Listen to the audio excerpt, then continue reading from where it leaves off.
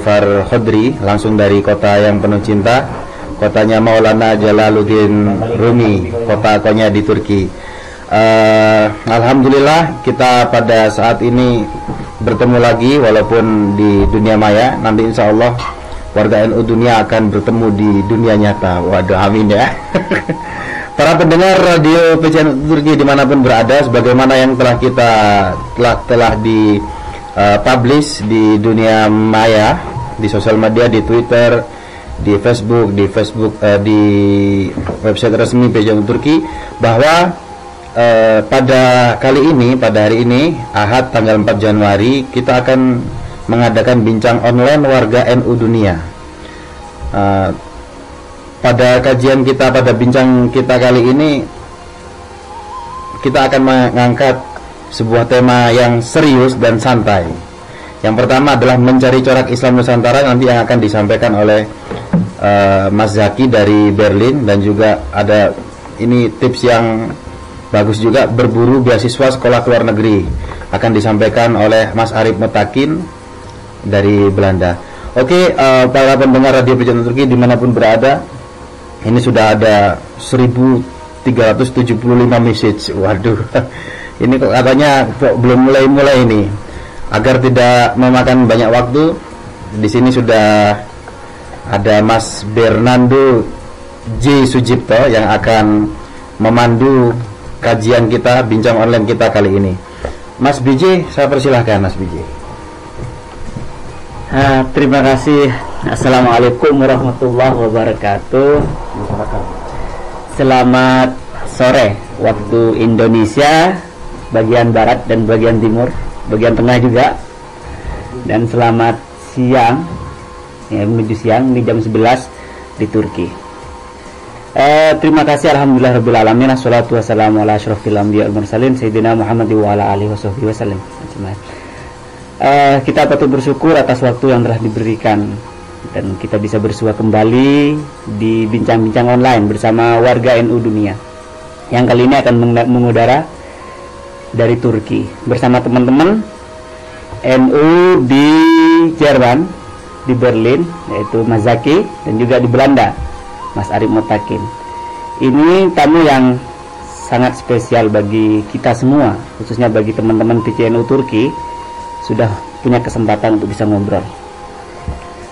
Saya ingin memperkenalkan teman-teman kita yang akan bareng ngobrol pada sore kali ini. Pertama, Zaki Khairul Umam. Beliau lahir di Brebes, Jawa Tengah. S1 di UI, Sejarah Sastra Arab. S2 di Australia, di Canberra ya, Canberra National University, Middle Eastern and Central Asian Studies. Terus sekarang sedang menyelesaikan PhD-nya di Freie di Berlin, di Jerman. Graduate Muslim School and Society.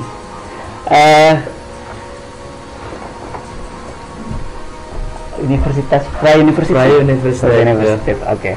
Berlin Graduate School Muslim Culture and Society. Nah, itu departemennya ya. Maklum sekali karena bahasa Jerman kadang agak berbohong ya antara tulisan sama bacaan. Tapi keren lah. Pembicara kita kali ini yang pertama ini cukup tekun belajar sejarah dan juga pemikiran, khususnya Islam di Timur Tengah, di Asia Tenggara juga. Ini kesempatan yang langka sekali untuk kita bisa sharing dan sampai punya waktu ngobrol tentang corak Islam Nusantara. Ini kita bisa menelisik sejarah dan segala macam nanti di sini.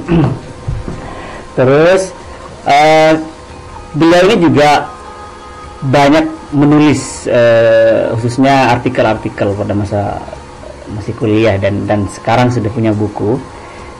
Beliau menulis buku Pemikiran Adonis yang diterbitkan di komunitas KPGUMU di Jakarta. Teman-teman bisa lihat salah satu percikan pemikiran beliau di bukunya itu. Dan ini sedang juga menyiapkan beberapa buku yang pasti untuk untuk dibagi ke publik Indonesia, karena lebih dari 10 tahun betul-betul konsisten mempelajari sejarah Islam, dan sempat 1 tahun juga di Istanbul di Turki.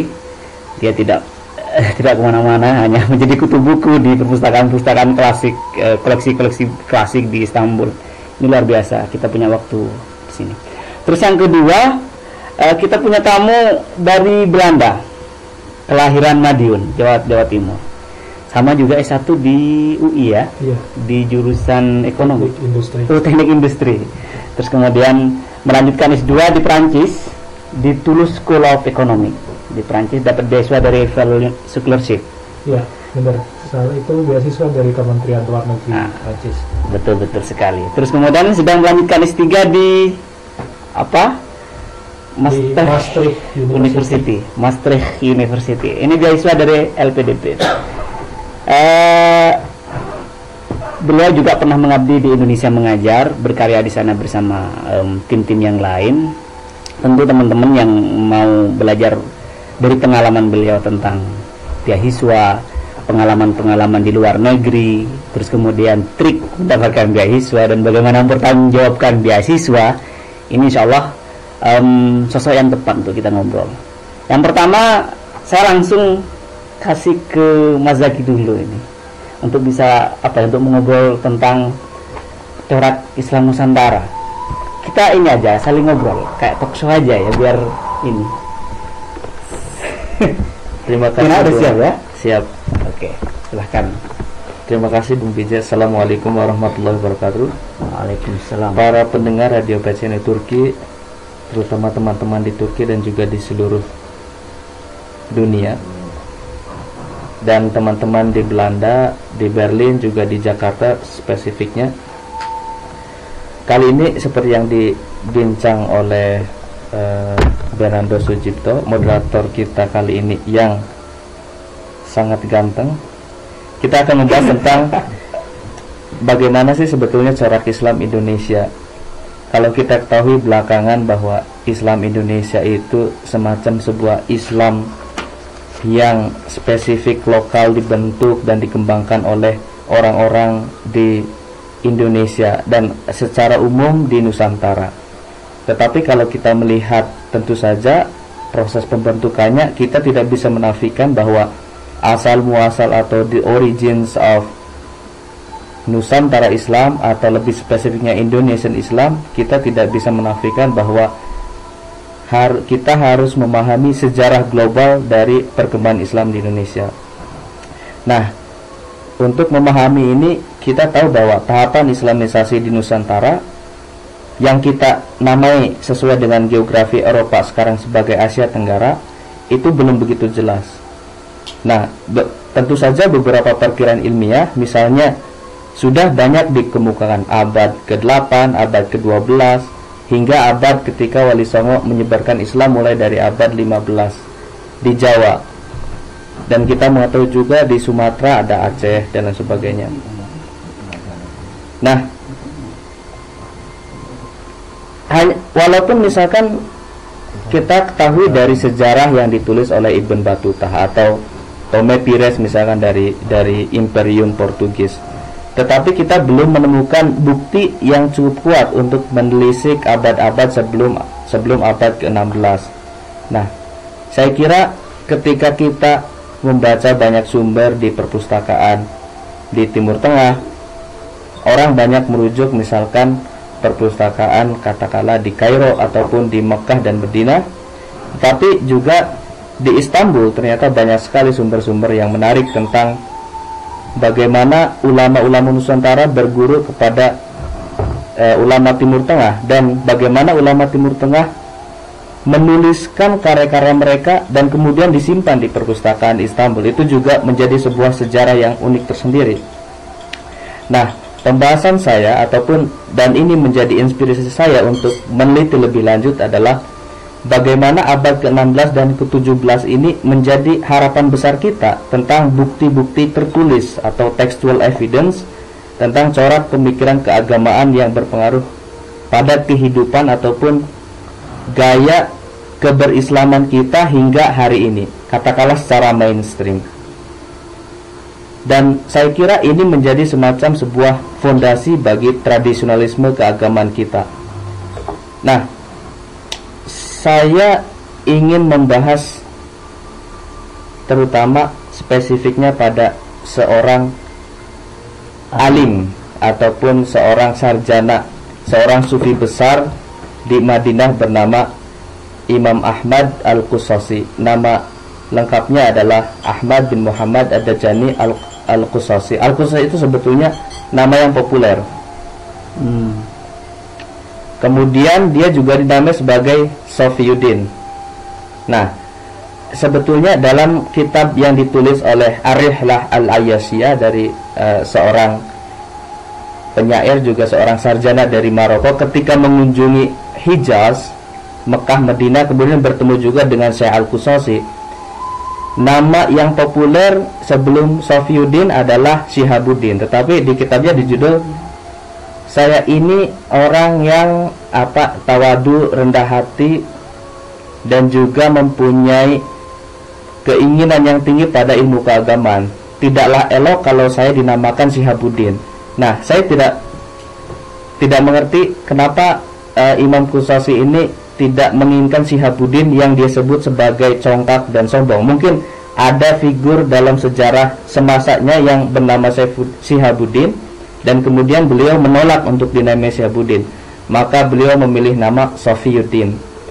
Nah, Imam Al-Qusasi ini kita ketahui adalah guru bagi Jama'atul Jawiyin atau komunitas Jawi di Madinah. Kalau kita membaca misalkan karya-karya Abdul Rauf Singkel, murid dan juga sekaligus khalifah dari tarekat Satariyah terutama di Asia Tenggara, itu jelas bahwa Imam Al-Qusasi ini, bahwa misalkan di kitabnya yang berjudul Tanbihul Masyi, itu sangat jelas bahwa Imam Al-Qusasi itu sangat berpengaruh pada kehidupan keberagaman dan juga intelektualitas Islam ketika itu. Bahkan hingga hari ini, ketika kita misalkan usai sholat fardu ain, kita berzikir dari mulai astagfirullah, kemudian juga menyampaikan hadiah Al-Fatihah kepada sahabat, kepada Nabi, sahabat, dan kemudian imam lainnya, dan juga kemudian membaca subhanallah, walhamdulillah, wallahu akbar, dan lain sebagainya. Itu sebetulnya adalah zikir yang dipopulerkan atau diperkenalkan melalui tuntunan dari Imam Al-Qusasi. Beberapa sarjana menyebutnya Al-Awrad Al-Qusasiyah atau Al-Awrad Al-Madaniyah. Jadi zikir-zikir yang kita amalkan ketika setelah sholat fardu sholat 5 waktu seperti zuhur, asyar, maghrib, dan sebagainya, itu dinisbatkan kepada Imam Al-Qusasi. Itu dalam praktek keibadatan kita. Nah, imam ini yang menulis, yang menyusun atau gimana? Yang terutama memformulasikan untuk kalangan muslim di Indonesia atau di Asia Tenggara secara umum. Tapi sekarang itu tidak dinisbatkan, tapi sejarahnya kita bisa menelusuri hingga Imam Al-Qusasi. Nah, wirid yang lainnya misalkan populer tapi tidak sebegitu populer seperti wirid ini, misalkan Ratib Al-Haddad yang ditulis oleh sufi besar juga dari Yaman, lebih junior dari Imam Al-Qusasi, bernama Abdullah bin Alawi Al-Haddad dari Yaman, Al-Hadrami. Beliau menulis Ratib Al-Haddad, juga sangat populer di Indonesia. Tetapi kemudian, nah ini menariknya juga, Syekh Al-Haddad ini juga sebetulnya murid dari Imam Al-Qusasi. Nah, ini sangat menarik kalau kita bisa menelisik lebih lanjut. Selain Al-Haddad juga ada Abdul Rauf Singkeli, Yusuf Al-Maqasari, dan tentu juga ulama-ulama lain, dan juga komunitas Jawi di Madinah berguru langsung kepada Imam Al-Qusasi yang pada masanya disebut sebagai ulama terbesar di Hijaz. Setidaknya menjadi sangat berpengaruh bagi kehidupan keberagamaan, spiritualitas, dan juga intelektualitas ketika itu. Nah, beberapa karya kita hendak menyebut hingga sekarang ada beberapa karya yang sudah ditulis, yang sudah diterbitkan, yang ditulis oleh Imam Al-Qusasi. Seperti misalkan setahu saya hanya ada 2. Yang pertama As-Simtul Majid tentang silsilah dan juga bagaimana cara berzikir dan juga bagaimana intisari dan esensi dari sufi, dan lebih terutama pada bagaimana beliau mengajarkan esensi keislaman itu sendiri. Karena di akhir kitabnya dia menulis juga tentang bagaimana tauhid dipahami. Nah, di Istanbul kita menemukan beberapa karya yang penting, seperti juga yang diketahui di beberapa karya di Nusantara. Misalkan Al-Manzuma fil Aqaid. Ini dia menulis beberapa halaman syair-syair yang pendek tetapi sangat mengena mengenai kalam atau teologi rasional dari Asy'ari. Nah, kalau kita baca misalkan yang pertama dia menulis sedikit saja ya. Qala al-Faqir al-Madani Ahmad ad-afu abdi fil abid yashhadu raji al-karim afahumuddil abad lahu wa man walahu fi kulli sanad. Nah, karya ini Manzuma fil Aqaid kemudian dikasih komentar atau syarah oleh muridnya yang juga sangat terkenal kemudian bernama Mullah Ibrahim Al-Qurani, seorang alim dari Kurdi yang juga menjadi guru dan sahabat bagi Abdul Rauf Sinkel, Yusuf Al-Maqasari dan Jamaatul Jawiyin pada masanya. Jadi pada intinya nazam dari akidah ketauhidan ini kemudian menjadi populer di Nusantara setelah dikasih komentar oleh Mullah Ibrahim Al-Qurani. Dan kita pikir sesuai dengan penelitian beberapa sarjana bahwa Abdul Rauf Sinkelah yang kemudian menerjemahkan beberapa pemikiran penting dari nazam-nazam yang dibuat oleh Ahmad Al-Qusasi. Kemudian karena nazam ini dan juga beberapa syairnya yang lain, beliau juga disebut sebagai penyair ketika itu. Nah, itu jadi sebetulnya syairnya tidak banyak, tapi kemudian kalau kita membaca naskah Qasdus Sabil, komentar Ibrahim Al-Qurani atas kitabnya Al-Qusasi ini, kita mengetahui betapa dalamnya pemikiran ketauhidan dari syair ini. Jadi kalau kita selama ini mengamalkan misalkan wirid ataupun tarekat dari yang diajarkan oleh Syekh Al-Qusasi, tidaklah cukup bagi kita sekarang hanya untuk mengamalkannya. Kita harus memahami esensi ajaran yang ditulis dia sendiri sesuai dengan naskah-naskah. Dan kebetulan naskahnya belum disunting, jadi tugas besar bagi saya, bagi kawan-kawan dan juga bagi pendengar yang tekun mendalami sejarah intelektual Islam terutama untuk berkonsultasi pada naskah aslinya. Banyak sekali beberapa karya yang lain yang ditemukan di Istanbul. Misalkan saya sebut Kalimatul Jud fil Qali bi Wahdatil Wujud, tentang pemikiran Ibn Arabi Wahdatul Wujud.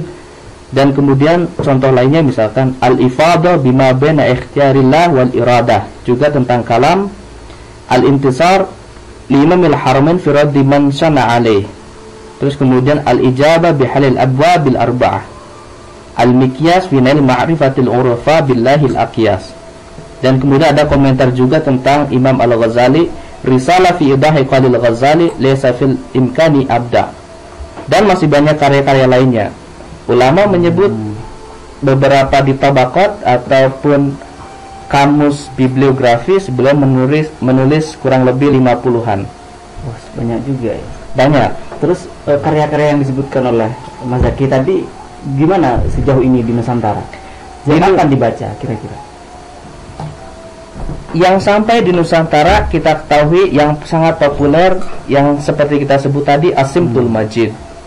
Itu ada di katakanlah catatan kakinya di Syekh Abdul Rauf Sinkel misalkan, Tanbihul Masih, dan juga Manzuma fil Aqaid. tentang teologi rasional atau kalam Asy'ari yang diformulasikan oleh Imam Al-Qusasi. Nah, kalau Simtul Majid ini lebih pada bagaimana praktek zikir itu dipraktekkan di Nusantara. Nah, ini salah satu coraknya. Peninggalan penting dari Imam Al-Qusasi, jangan lupa bahwa Imam Al-Qusasi ini bukan hanya ahli seorang sufi ataupun seorang teologi yang mumpuni, dan juga beliau tentu saja memahami filsafat Islam dengan baik, tetapi juga beliau memberikan fondasi ilmu-ilmu al-manqulat, ilmu-ilmu yang diwarisi seperti ilmu fikih.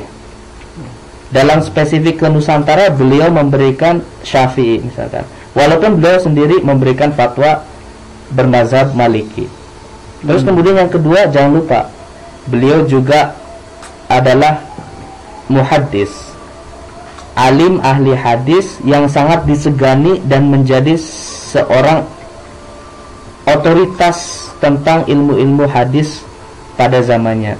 Jadi kalau banyak ulama seluruh dunia melaksanakan haji dan kemudian belajar talabul ilmi, rihlah ilmiah di Hijaz, maka tidak hanya mereka belajar ilmu sufi saja seperti yang kita pahami, tetapi juga mereka bagaimana memahami atau mencari sanad, mencari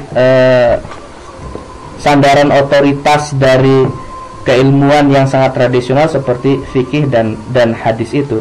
Nah, ini yang akan saya garis besari, bahwa kita jangan semata-mata misalkan mengamalkan peribadahan yang bersifat sufistik yang sudah menjadi mendarah daging di Nusantara. Nafas sufi ini, nafasur rahman, nafas yang maha kasayang ini sudah begitu mendarah daging. Itu yang kita sebut Islam Nusantara. Tetapi saya kira kita lupa untuk mendalami ilmu-ilmu yang dianggap sebagai hanya milik dari kaum salafi dan kaum wahabi, ilmu hadis misalkan. Padahal kalau kita membaca karya-karya asli dari Imam Al-Qusasi dan muridnya yang utama misalkan Mullah Ibrahim Al-Qurani, mereka atau beliau spesifiknya Imam Al-Qusasi memiliki semacam perangkat penafsiran takwil atas hadis, dan ini sangat jarang pada ulama sufi. Ulama sufi biasanya mereka punya takwil dan mencurahkan perhatiannya pada penafsiran alegoris dari Al-Quran saja, tetapi tidak mencurahkan perhatiannya pada hadis. Nah, di Madinah ini baik Imam Al-Qusasi dan kemudian dilanjutkan oleh Imam Ibrahim Al-Qurani, hadis ini menjadi semacam tools yang sangat penting bagaimana ulama Jawi harus memahami hadis tidak sesuai dengan pemahaman Salafi atau Hambali. Kita tahu bahwa Imam Hambal selama hidupnya kan, kalau kita baca dalam sejarah intelektual Islam, hanya punya takwil pada 3 ayat Quran saja. Jadi sangat tekstualis, tapi berbeda dengan pendekatan yang diajarkan oleh Imam Al-Qusasi. Itu poin selanjutnya.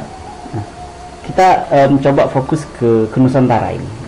Kira-kira sejauh ini bagaimana pembacaan Bung Zaki, Mas Zaki, pengaruh Al-Qusasi ini di Nusantara dalam konteks kontemporer?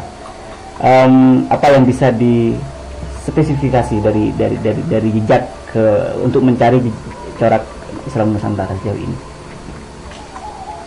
Untuk ke masa kontemporer, saya kira tadi kalau dalam jejak-jejak spiritualitas jelas ya, dalam salat 5 waktu saja, setelah itu zikir, sudah kita jelaskan bahwa itu adalah legacy atau warisan yang ditanamkan oleh Imam Al-Qusasi terutama melalui murid-muridnya di Nusantara. Tetapi ini yang mungkin harus kita garis bawahi, bahwa warisan Al-Qusasi belum digali lebih lanjut, terutama dalam yang pertama. Saya ingin menggarisbawahi bahwa ilmu hadis itu harus dipelajari secara tuntas, dan itu mungkin yang hingga kini kita belum memiliki ulama ahli hadis yang sekelas katakanlah di Timur Tengah di Indonesia hari ini. Kalau sufi tentang mungkin juga fikih sangat banyak hingga Imam Nawawi dan kemudian era kontemporer kan. Tetapi ahli hadis, saya berpikir mungkin kalau ada masukan dari kawan-kawan yang menjadi otoritas bagi kehidupan Nusantara dan juga kehidupan global, kita harus membaca bahwa kita juga harus berorientasi ke global. Itu kita harus kembangkan. Terus kemudian yang kedua, warisan-warisan Imam Al-Qasasi yang disebut sebagai al-ma'qulat atau ilmu-ilmu yang rasional. Ilmu rasional ini kita ketahui seperti misalkan beliau mengajarkan, membaca, mengajarkan dan menulis banyak kitab yang berkaitan dengan misalkan usul fikih, fondasi-fondasi dari bagaimana cara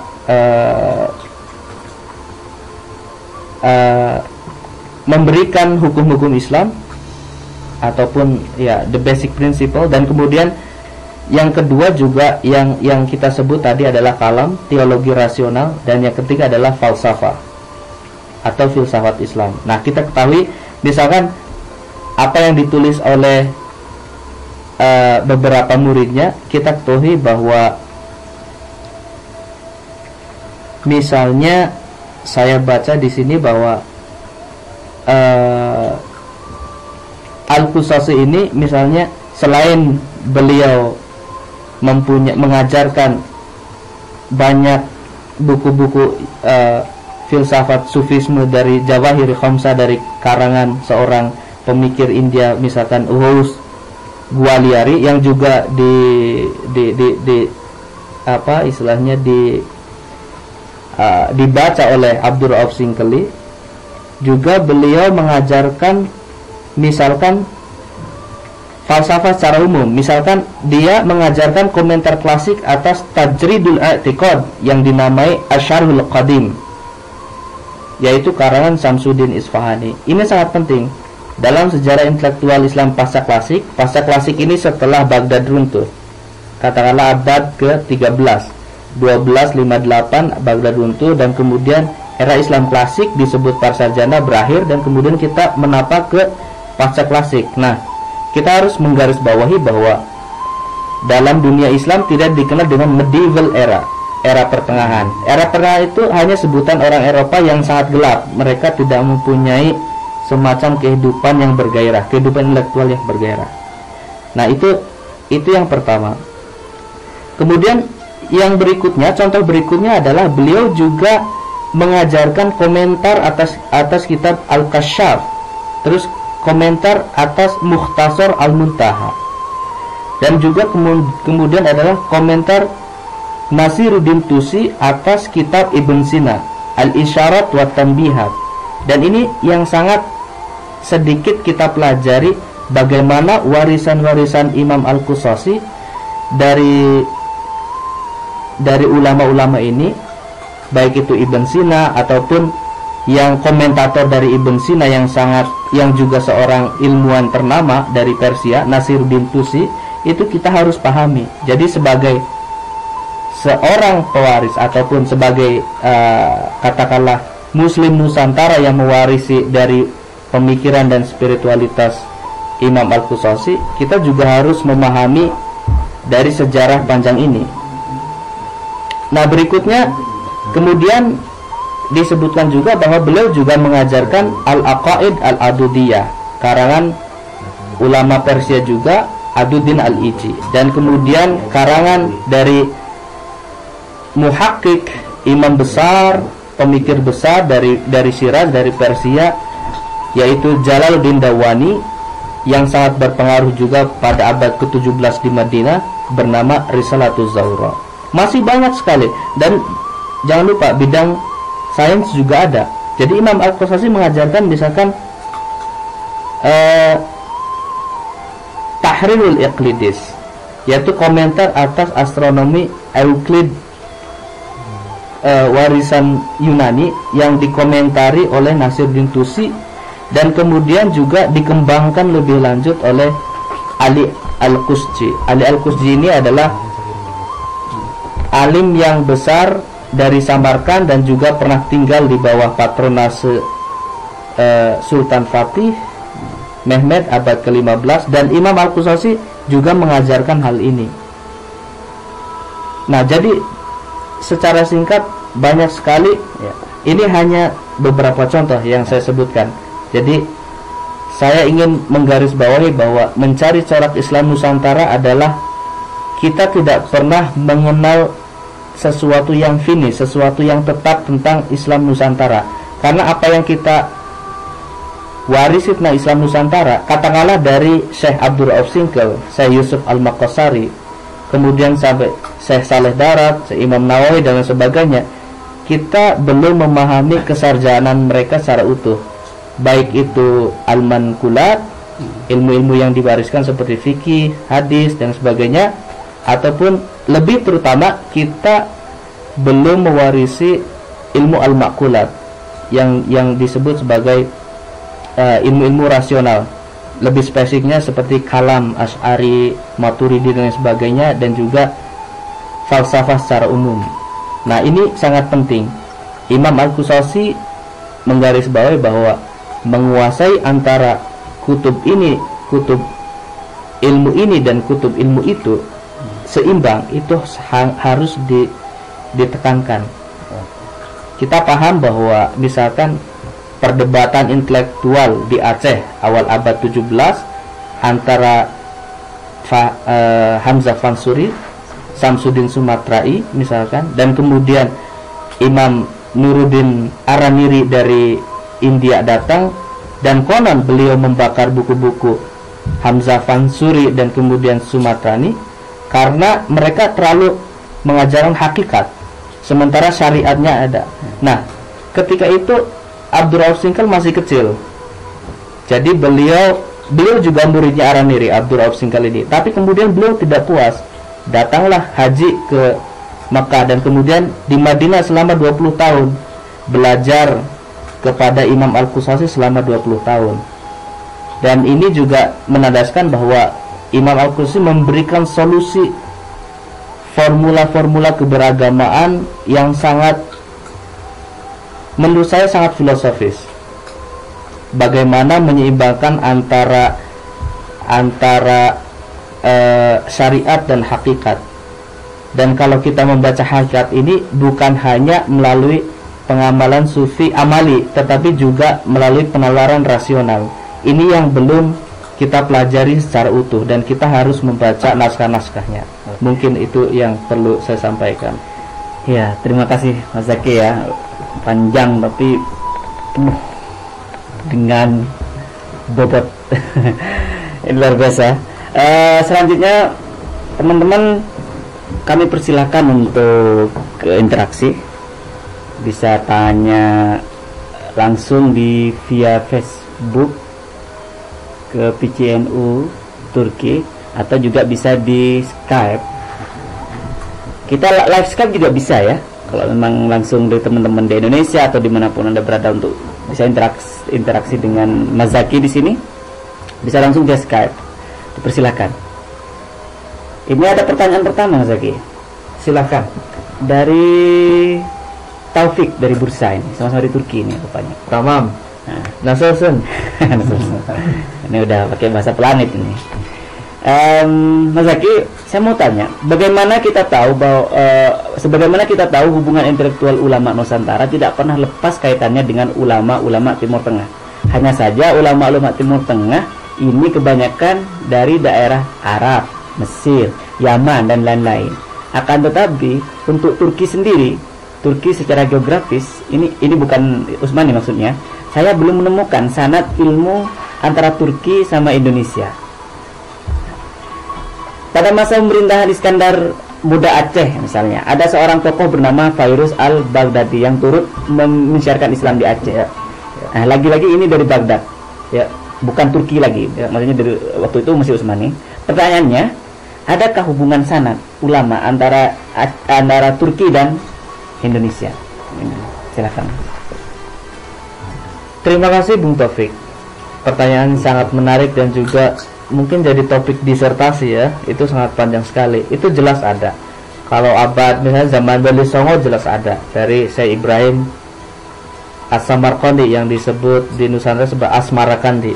Itu jelas dari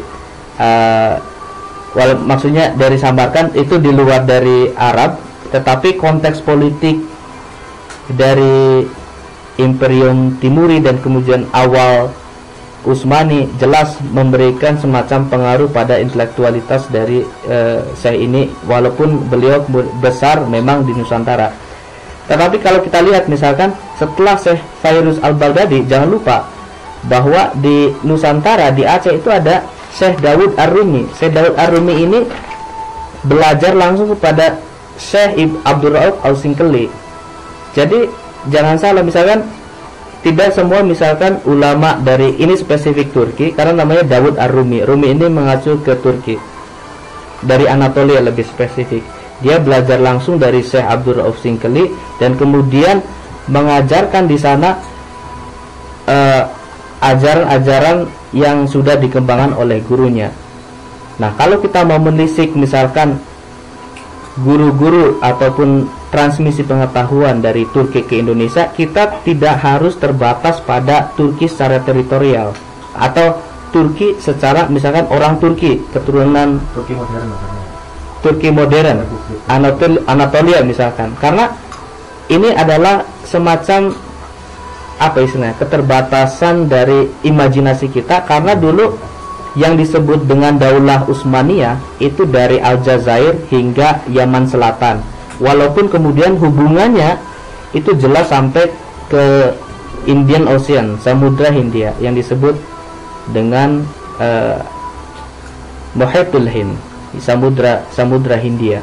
Dan itu jelas konteks kebudayaan Samudra Hindia ini yang mengarahkan terutama Kesultanan Aceh dan Kesultanan Banten, terutama abad ke-17 ketika itu mempunyai ikatan yang sangat dekat dengan kesarjanaan era Utsmani. Jadi kalau kita belajar tentang misalkan yang sebut Imam Al-Qusasi, Imam Ibrahim Al-Qurani itu dari Kurdi, jangan salah, bukan orang Arab. Dan saya menyebut bahwa mereka hidup di Hijaz, dan secara politik, secara budaya, interaksi antara pusat Utsmani di Anatolia dan Istanbul dan juga di provinsi Arab itu sangat dekat. Jadi selama ini kita misalkan membaca tulisan dari beberapa disertasi tentang kaitan Timur Tengah dan juga Asia Tenggara, tapi tidak melihat otoritas politik dan kebudayaan Utsmani secara menyeluruh. Nah, itu harus dipahami bahwa kalau ulama-ulama kita belajar di Medina, itu mereka juga sebetulnya secara tidak langsung dan secara langsung bertemu, berinteraksi, namanya encounters, exchange dan lain sebagainya dengan orang-orang Turki juga di sana. Kita ketahui misalkan Syekh Yusuf Al-Maqasari juga tidak puas belajar di Madinah. Konon beliau juga berangkat ke Damaskus untuk memperoleh ijazah khusus tarekat Khalwatiyah, makanya beliau disebut Tajul Khalwati. Dan Damaskus ketika itu adalah satu dari provinsi Arab era Utsmani yang sangat penting, dan dari Damaskus, Aleppo ke Anatolia ini sangat dekat kaitannya. Itu yang pertama kalau kita bicara terkait dengan transmisi dari Turki ke Indonesia. Yang selanjutnya, jangan lupa bahwa kita harus melihat transmisi pengetahuan ini jangan dilihat orang per orang, tetapi semacam change of, katakanlah, intelektualisme. Jadi rangkaian intelektualisme. Misalkan katakanlah satu contoh, pemikiran Ibn Arabi, Wahdatul Wujud, yang menjadi tren intelektual ketika itu.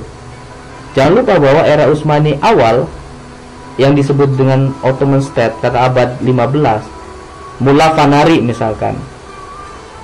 Sebelum Mullah Fanari ada Dawud Kayseri. Mereka itu kemudian mentransmisikan dari Imam Sadruddin Al-Qunawi, pemikiran-pemikiran Ibn Arabi. Mereka ini dibaca dan kemudian dikembangkan pada abad ke-17 oleh Imam Al-Qusasi dan juga oleh Mullah Ibrahim Al-Qurani.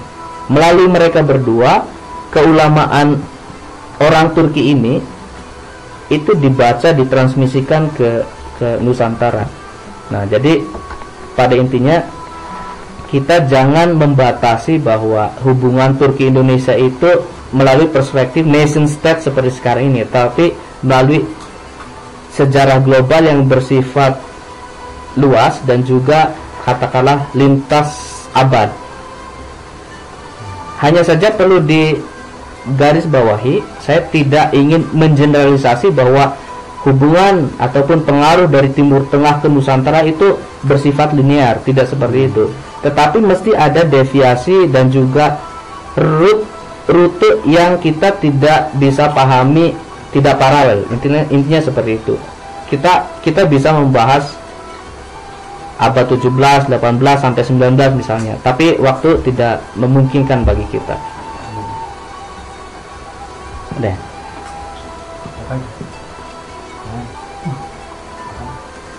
Terima kasih pertanyaannya teman kita dari Bursa. Selanjutnya ini ada pertanyaan dari apa lagi? Kita nunggu teman-teman yang sedang teman-teman yang mau dialog interaktif kami buka. Silahkan di Skype-nya PCNU Turki. Silahkan di-add, nanti kita bisa ngobrol bareng sama Bung Zaki. Mungkin dari PMI YIN Pontianak. Ini dari tadi sudah online. Ya, tadi dari PMI Pontianak ya, YIN Pontianak. Salam buat teman-teman di YIN Pontianak sudah ikut bersama kami di sini.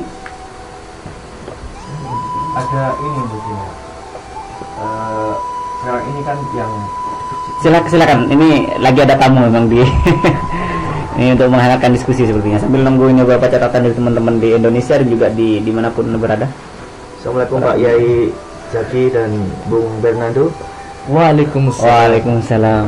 Ini kan yang sekarang kita amati marak di Indonesia itu kan dalam konteks beberapa tahun terakhir. Bentar dulu, nama disebutin dulu. Nama Anggoro, silakan. saya tinggal di Konya.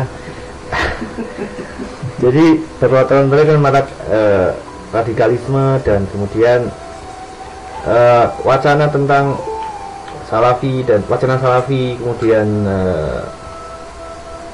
gerakan pembaharuan yang cenderung membid'ahkan kelompok lain itu kan sangat dengan mudah kita temui kalau kita mencari informasi di internet. Jadi ketika kita Google gitu tentang syariah yang muncul dari kelompok itu, kita Google tentang Muslim yang muncul juga yang paling atas dari kelompok itu. Terus strategi seperti apa untuk kita mengembangkan Islam Nusantara yang seperti disampaikan tadi, termasuk kemudian bagaimana memperluas kajian-kajian yang tadi katanya belum cukup dalam dibahas ya. Dan kita kan perlu semacam, kadang-kadang kan ada jarak antara kaum intelektual pemikir dengan kemudian kaum masyarakat awam. Dan yang terjadi di Nusantara kan sebenarnya keawaman itu kemudian ditangkap oleh kaum Salafi gitu-gitu, dan yang dia memberikan akses informasi yang sangat mudah di internet, sehingga sekarang banyak kita temui kaum awam, anak-anak muda kita dengan mudah terjerumus masuk kelompok-kelompok yang gak jelas. Terima kasih Mas. Ya. Langsung aja. Terima kasih Mas Anggoro. Mukimin atau mungkin bahasanya pemujawir ya, seorang yang sedang menuntut ilmu sufi, modernitas dan apa deh. Jadi kalau mereka yang mengaku sufi tidak pernah ke Konya, orang di Turki itu sufi gadungan. bisa. Nah, terima kasih atas pertanyaannya yang sangat menarik. Ini adalah pertanyaan kita semua. Dan kita tidak harus menyalahkan siapapun, karena ini PR yang sangat penting bagi kita. kita sebagai terutama rekan-rekan ataupun santri ataupun partisipan dari Nahdlatul Ulama. Nahdlatul Ulama kan ini hanya sebuah organisasi sebetulnya, tapi kalau kita membaca dari warisan Islamnya, itu Islam Indonesia secara umum, Islam Nusantara yang kita warisi hingga saat ini. Saya kira pertanyaan ataupun kegelisahan dari Bung Anggoro itu menjadi sebuah kegelisahan kita semua, dan untuk memahami bahwa ada yang hilang dari, yang pertama mungkin adalah semangat Islam Nusantara kita.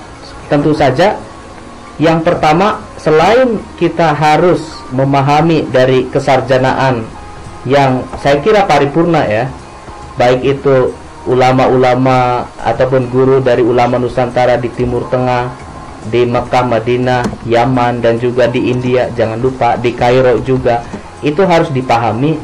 Seperti yang kita sebut tadi, kita memahami tradisi sufi secara par excellence, tetapi kita kurang memahami dari semangat bagaimana cara berpikir dari Imam Al-Qushazi misalkan secara rasional, bagaimana beliau memformulasikan gagasan-gagasan tauhid, gagasan-gagasan dari Imam Asy'ari, wujud, qidam, baqa dan sebagainya dengan bahasa yang populer tetapi juga bisa masuk akal, bukan sesuatu yang bersifat katakanlah mitos atau irasional. Selain itu, seperti yang saya sebut bahwa memahami ilmu hadis secara sempurna barangkali dari A sampai Z, dari katakanlah ilmu hadis yang seperti dikompilasikan oleh Kutubus Sittah dan juga ilmu usulnya, itu sangat penting.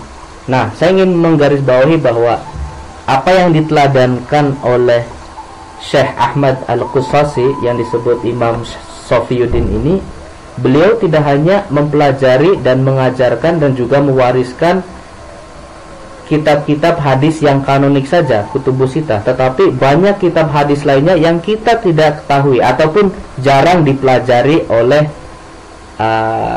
kelompok manapun. Dan itu saya kira tugas kita semua, terutama tugas santri Nahdliyin untuk mempelajari itu. Karena kita ketahui kelompok misalkan yang mengagungkan radikalisasi Islam, katakanlah sebagai terminologi seperti itu, mereka menggunakan hadis, kembali kepada Quran dan hadis sebagai jargon, tetapi mereka tidak mempunyai perangkat penafsiran lain atau penafsiran yang bersifat holistik yang menyeluruh seperti kita singgung sebelumnya misalnya dari Syekh Ahmad Al-Qushazi. Dan itu kita harus mulai menggali lagi bagaimana kesarjanaan hadis ini kemudian kita kembangkan secara lebih jauh. Saya kira peran pesantren akan sangat penting ya. Selanjutnya adalah untuk membendung arus radikalisasi ini, jangan lupa bahwa kita harus mengembangkan dari potensi ekonomi. Tanpa potensi ekonomi, tanpa adanya modal yang cukup, tanpa adanya apa istilahnya kewirausahaan dan juga politik ekonomi dari kaum Nahdliyin, kita tidak akan mampu menyaingi dari dana global yang digelontorkan oleh orang-orang Salafi dari Arab Saudi atau Kuwait atau Qatar misalkan. Kita tidak akan pernah mampu. Katakanlah seperti contohnya di Turki. Orang Turki ini sangat ngotot. Dari dulu mereka bermusuhan secara ideologi dan politik dengan Wahabi. Tetapi mereka juga mulai mengembangkan politik dan juga mempunyai sumber ekonomi yang alternatif, tidak hanya di kawasan Timur Tengah. Dan Indonesia, kita sebagai Muslim juga harus mengembangkan itu.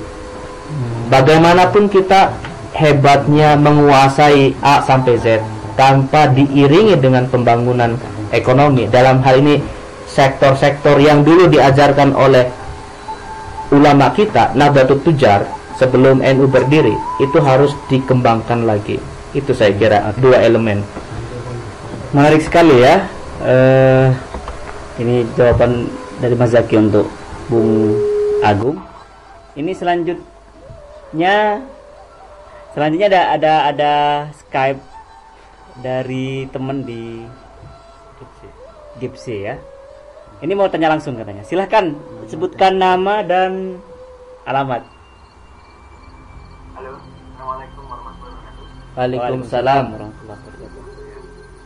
Ya, yang pertama Hospital TV Mas Zaki. Host Bulduk. Ya, walaupun belum sempat ketemu ya, tapi insya Allah hati kita saling bersatu. Insya Allah. Insya Allah. Ya, jadi saya dengan tertarik ya sama paparannya Mas Erza Maki, selalu menarik. Jadi tadi kan sudah dijelaskan apa namanya tentang peran ulama, terutama di zaman pertengahan, di mana banyak menyebut ulama-ulama di Timur Tengah, yang di Turki dan sebagainya. Nah, yang saya mau tanyakan itu ketika awal penyebaran pemikiran ulama tadi ke Nusantara, apakah ulama-ulama ini juga mempunyai kontribusi di Nusantara terkait perkembangan sains dan teknologi waktu pada zaman itu? Kalau tidak jadi mengerti ya pertanyaan saya. Iya ya, bisa dimengerti, Bung Ridho. Kalau misalkan pada waktu zaman pertengahan itu banyak sekali misalkan siapa Ibnu Sina dan sebagainya yang merupakan saintis zaman itu, namun itu berada di belahan bumi sana. Nah, apakah ada kontribusi ulama-ulama ini yang ada di Nusantara ini terkait dengan terima kasih, saya salam untuk semua warga Konya. Iya. Terutama untuk Pak Moderator juga. Terima kasih. Akan saya sampaikan salam Bung Ridho. Oke. Pertanyaan sudah kami tangkap, Bung Ridho. Terima kasih banyak. Assalamualaikum warahmatullahi wabarakatuh. Waalaikumsalam warahmatullahi wabarakatuh. Ini pertanyaan spesifik sekali dan unik menurut saya. Ini tentang apa kira-kira kontribusi para ulama yang menyebarkan Islam di Nusantara, khususnya terkait tentang perkembangan sains dan teknologi. Ada nggak kontribusi di situ ini? Ini masih jalan kan? Jalan. Masih lanjut. Silahkan Mas. Ini dari Terima kasih Bang Ridho Irama ya. Insya Allah kita ketemu di lain kali. Saya sangat senang dengan santri-santri NU yang ada di Turki. Semangat belajarnya luar biasa dan juga semangat berorganisasinya. Mudah-mudahan ke depan banyak santri NU yang datang ke Turki untuk meramaikan nuansa intelektual di sini. Insya Allah berkah, bereket insya Allah. Nah, pertanyaan sangat penting. Setidaknya kita memahami bahwa pengaruh dari sains dan teknologi pada masa itu kita bisa ketahui dari dua hal, yaitu yang disebut dengan ilmu hay'ah atau astronomi dan ilmu handasa atau geometri. Nah, setidaknya hingga abad ke-17 dunia muslim masih mengembangkan ilmu sains ini secara intinya masih berjaya hingga abad 17. Kita ketahui kan tengah abad 17 itu ada era Newton di Eropa. Ketika era Newton menjadi semacam titik dari scientific paradigm of modern age, paradigma saintifik di era modern. Tetapi ketika itu kan walaupun kemudian Newton berkembang ya, juga diterima di dunia Ottoman dan juga belahan dunia lainnya.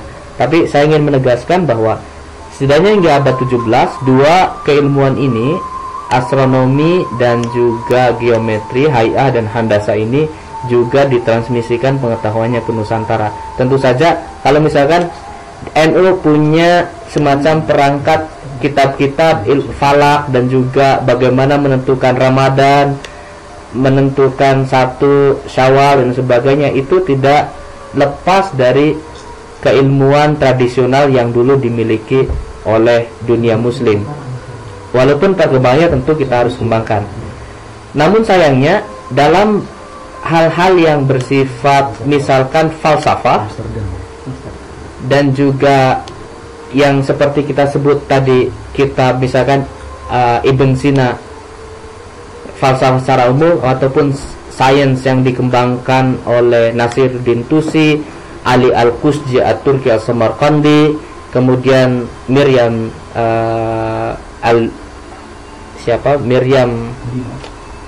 saya lupa nama belakangnya, Al-Birindi atau lain sebagainya, dan kemudian Ahmad Syirwani dan sebagainya hingga abad ke-16 itu tidak mempunyai jejak yang sangat besar pada Nusantara. Tentu karena yang pertama jauh secara geografis, tapi yang kedua saya kira ini tidak usah ditangisi ataupun disesali, karena apa yang dicapai oleh ulama-ulama kita dulu adalah kebutuhan pada zamannya. Misalkan pada abad 17, ketika itu problem intelektual yang sangat besar adalah bagaimana Tuhan manusia dipahami kosmologinya tidak secara hakikat saja, tapi bagaimana ilmu syariat itu bisa diterapkan. Makanya ketika terjadi kebingungan atas diterimanya salah satu kitab dari India yang dikarang oleh Muhammad Fadlullah Al-Burhanpuri, seorang sayyid juga yang mengarang kitab Tuhfatul Mursalah ala Ruhin Nabi, semacam kitab yang memformulasikan secara singkat tentang doktrin Wahdatul Wujud dari Ibn Arabi, membuat bingung Nusantara ketika itu, hingga terjadi pembakaran buku di Aceh, dan mungkin juga konflik yang bersifat politik dan saya kira ketegangan yang cukup lama ya, beberapa dekade. Nah, dari kebutuhan ini kemudian ulama-ulama Nusantara belajar ke Timur Tengah, bagaimana memahami teologi yang benar, bagaimana memahami filsafat sufi yang benar, bagaimana filsafat dan teologi ini tidak bertentangan dengan syariat. Nah, itu kebutuhan pada zamannya. Walaupun seperti yang saya sebut tadi, kalau kita mau menelisik jejak dari astronomi, geometri dari Timur Tengah ke Nusantara ada. Tapi teknologi seperti bagaimana bikin meriam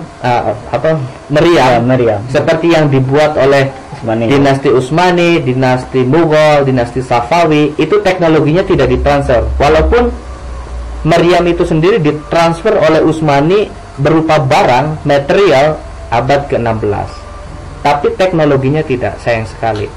Nah, itu saya kira beberapa ceruk yang perlu kita renungkan bersama. Nah, kenapa kemudian abad 18 dan selebihnya tidak ada perkembangan sains dan teknologi, katakanlah di Nusantara? Karena juga kemudian pengaruh dari Newton, dari kemudian berkembang di Eropa hingga 18-19, itu kemudian juga memutar balik sejarah dari dunia muslim ke dunia Eropa. Dan ketika abad 18 itulah kolonialisme mulai mencengkram habis-habisan di Nusantara. Jadi itu terkait dengan juga kondisi politik ekonomi dunia muslim. Terima kasih. Ya, terima kasih balik. Wah, ini semakin luas hubungan kita ya. Sekaligus banyak partisipasi dari teman-teman para pendengar di Indonesia dan juga di negara lain. Ini juga ada banyak pertanyaan masih menunggu. Kita lanjut ya, sedang ada nih. Lanjut. Bismillah, sambil jawab di dalam hati masing-masing. Ini ada pertanyaan dari teman kita di Yogyakarta, namanya Nino dari Jogja. Pertanyaannya adalah tentang ini. Kita tahu di Nusantara sejak masa awal sebelum Islam datang itu kebudayaan ataupun juga tradisi Hindu Buddha sangat kuat. Nah, bagaimana nih para ulama waktu itu? Mungkin juga khususnya juga ulama-ulama pendahulu yang ketika menyebarkan Islam di Indonesia mensiasati atau melihat realitas kehidupan yang begini, gitu. Bagaimana cara mempengaruhi latar belakang ini? Silahkan. Persinggungan antara Hindu Buddha dan Muslim. Terima kasih untuk Namanya Neno di Jogja. Terima kasih. Pertanyaan sangat menarik dan juga kemudian masih menjadi tanda tanya besar, walaupun kita sudah mengetahui pengetahuan dari misalkan yang diwariskan oleh Wali Songo ya, bagaimana Sunan Kalijaga, Sunan Bonang kemudian semacam mengapropriasi nilai-nilai Islam ke kebudayaan Hindu-Buddha di Nusantara. Saya kira semangatnya ada di situ, di Nusantara itu. Kita tidak bisa mengelak. Nah, kalau mau, ini dari strategi kebudayaan dibuat oleh Sunan Kalijaga misalkan. Tetapi kalau kita mau melihat bahwa harus mencari bukti-bukti di tekstual. Yang ditulis oleh ulama Nusantara, katakanlah akhir abad 16, abad 17, tentu saja itu bisa dipahami juga karena tradisi sufi itu sangat dekat dengan katakanlah mistisisme Jawa. Dan jangan lupa bahwa setidaknya hingga era Ronggo Warsito beliau menulis dalam bahasa Jawa, Honosoroko, Dotosowolo dan sebagainya. Beliau juga sebetulnya terpengaruh oleh doktrin Wahdatul Wujud yang dikembangkan oleh tarekat Satariyah oleh Imam Al-Qusasi, tetapi tidak secara katakanlah eksplisit bahwa ini merupakan katakanlah apa istilahnya, karena tidak menggunakan bahasa Arab ya, mungkin banyak sarjana ataupun terutama sarjana dari Belanda misalkan menganggap bahwa ini pemikiran murni mistisisme Jawa. Padahal kalau kita pahami ini adalah semacam pertemuan kreatif atau creative encounters antara kebudayaan Jawa yang sangat menyukai tradisi mistik itu dengan nafas ruh Islam. Dalam hal ini tarekat yang dikembangkan oleh Syekh Al-Qusasi. Syekh Al-Qusasi kemudian mewarisi kekhalifahannya kepada Abdul Rauf Singkel. Abdul Rauf Singkel punya murid namanya Burhanuddin Ulakan. Terus kemudian Syekh Muhyiddin Pamijahan, dan punya banyak murid dan sebagainya. Setidaknya kita bisa memahami tradisi intelektualnya hingga Ronggo Warsito. Jangan lupa bahwa tarekat Satariyah dalam beberapa hal disebut juga tarekat Qusosiyah. Nah, mungkin kita yang hidup di zaman modern tanda petik hingga saat ini memahami tarekat semacam sebagai sebuah tradisi mistik yang seperti, tapi pada intinya saya ingin menggarisbawahi bahwa adanya pengetahuan sufisme itu memberikan semacam tools yang sangat bagus bagi ulama dan komunitas muslim di Nusantara, bagaimana mereka tidak secara konfrontatif menerima dan juga menghadapi dari tradisi Hindu-Buddha yang sudah ada, tetapi mereka semacam mempunyai apropriasi bagaimana hal itu bisa dikombinasikan secara kreatif.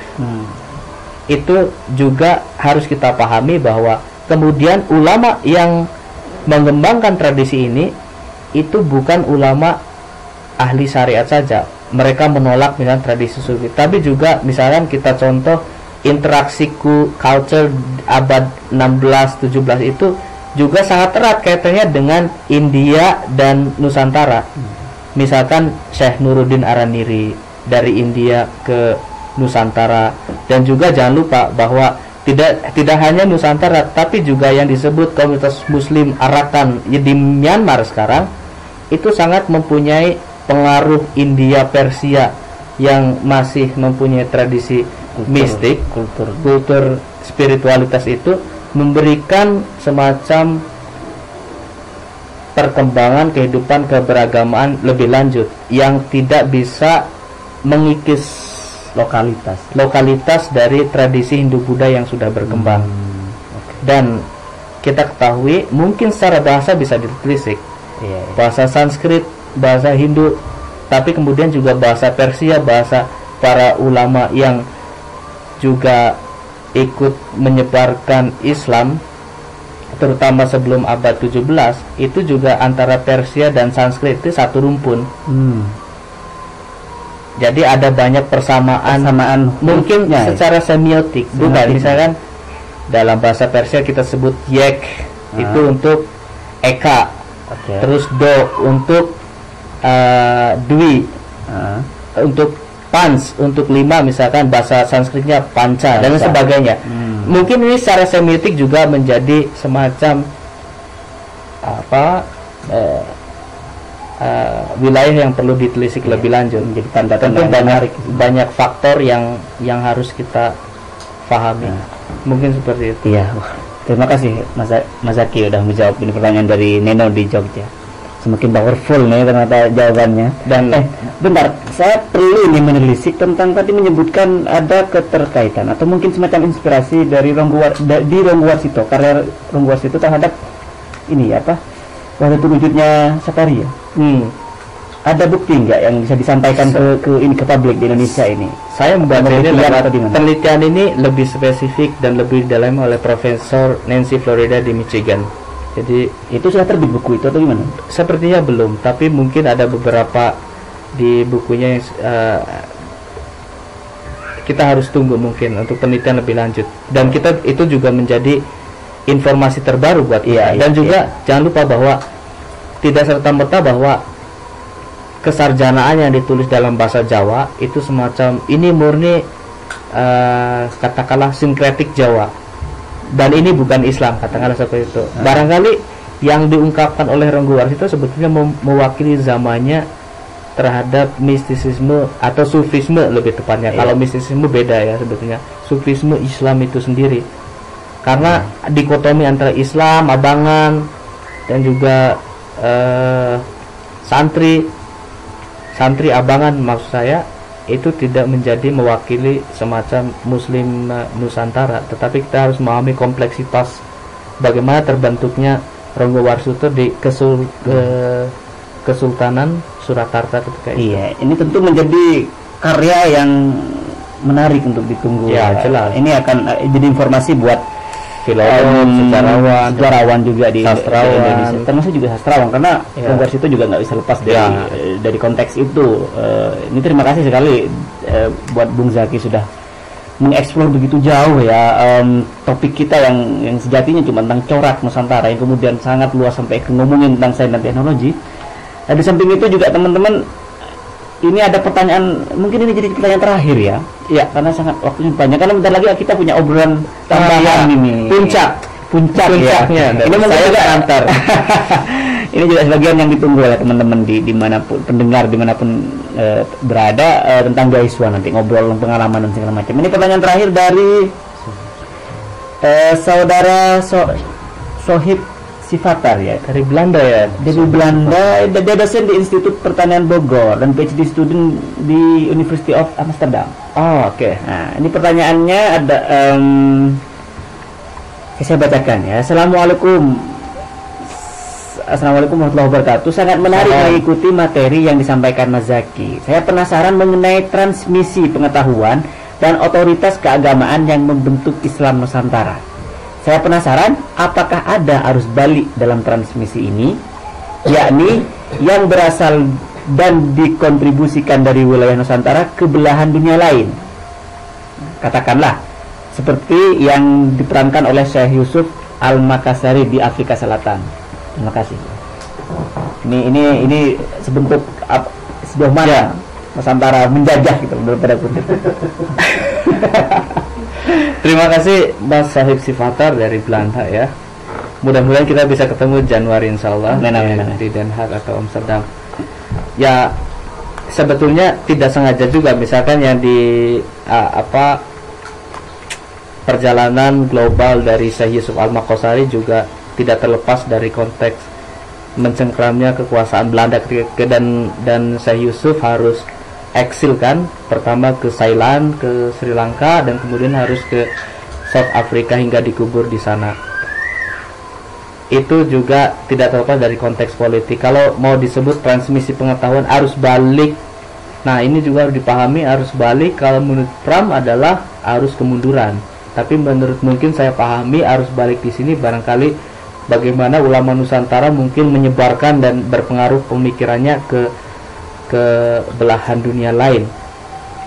Itu kita mungkin saya harus hati-hati menjawabnya, karena saya kira kalau kita membahas secara intelektualitas barangkali kita lebih banyak terpengaruh oleh Timur Tengah. Tetapi apa yang disampaikan oleh Mas Saif Siwata betul, bahwa Syekh Yusuf Al-Maqashari terlepas dari konteks politik itu, beliau juga ikut mengembangkan dan mensiarkan agama Islam di Sri Lanka, di masyarakat Tamil, dan juga masyarakat di Cape Town yang hingga sekarang legasinya masih ada dan menjadi komunitas muslim dan sangat dihormati oleh masyarakat muslim di Afrika Selatan hingga saat ini.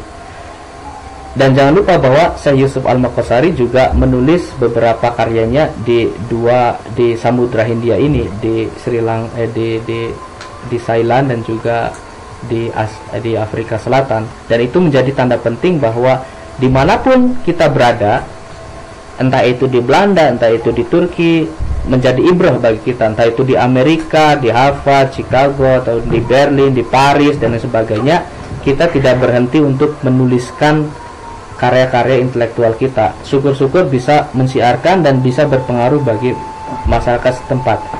Nah, seperti yang kita bahas dari jawaban kita atas pertanyaan sebelumnya, bahwa kondisi politik ekonomi, terutama saya kira abad 18 yang ikut mengerdilkan kekuasaan politik kesultanan di Nusantara, itu juga ikut melemahkan, bukan meredupkan ya, melemahkan dari daya gerak atau mobilisasi ulama kita sendiri untuk, saya kira, untuk menyebarkan ke dunia lain, yang mereka masih mempunyai hubungan erat dengan, terutama dengan simpul-simpul pengetahuan di Mekah, Madinah, dan Kairo. Tetapi bagaimana kekuasaan ini mempengaruhi orang lain untuk datang ke Nusantara dan ikut menyebarkan balik, itu tidak ada abad, katakanlah hampir semacam menjadi, mungkin disebut Mas Saif Siwata arus balik. Nah, kita ketahui pada zaman Kesultanan Aceh tadi disebut bahwa bagaimana seorang Turki datang ke Nusantara, bagaimana seorang dari Baghdad datang ke Nusantara dan kemudian menjadi murid dari ulama Nusantara dan mengajarkan. Kalau kita ke Aceh misalkan ada apa istilahnya, Daya Tano Abe, kalau nggak salah mungkin sebutnya seperti itu, semacam pusat kegiatan intelektual yang kemudian ikut meramaikan penulisan-penulisan yang kreatif pada zamannya. Juga kita ketahui pada abad ke-16 3 ulama datang dan menyebarkan di bawah kekuasaan Islam dan tunduk, tanda petik ya, di bawah otoritas keulamaan saat itu, dari Mesir dan 2 lainnya kalau tidak salah dari Hijaz.